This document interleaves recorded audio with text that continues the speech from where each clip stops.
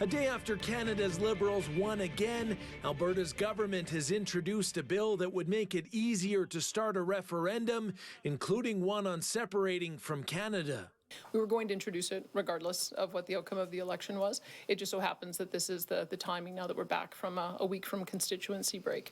Bill 54 proposes many changes to Alberta election rules, among them lowering the threshold for a citizen-led referendum to 10% of people who voted in the last election. It would currently take 20% of eligible voters. The bill would also allow 120 days to gather those signatures, a boost from 90 days.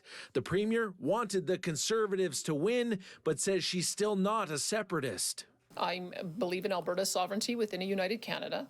However, there is a citizen-initiated referenda process that if citizens want to put a question on a ballot and get enough of their fellow citizens to sign that petition, then those questions will be put forward. Again, I don't want to prejudge what a question might be. But the NDP alleges the Premier's stance is both dangerous and cowardly. If you're going to flirt with separatism, call a referendum. Just do it, and let's see what Albertans have to say.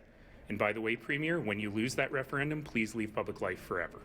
A recent poll found that 30% of Albertans would want to separate if the Liberals win again, and an independence rally is now being planned for Saturday here at the legislature. Among the growing list of separatists, the new leader of the Republican Party of Alberta, a former UCP organizer. He is now promising hundreds of town halls to promote a divorce from Canada. After decades of attempts at reconciliation with the rest of Canada, now is the time to end the abusive and toxic relationship with Ottawa and the East that we find ourselves in today. But Alberta independence talk is not new and it's still not realistic, says columnist Graham Thompson. He's covered politics here since the late 1980s. It's a pipe dream. Separation is not going to happen, but politicians in Alberta have played with this as a way of inflaming rhetoric against the federal government, usually the Liberals. With the UCP majority, Bill 54 is expected to pass and could come into effect in a matter of months. From Edmonton, Sean Amato, City News.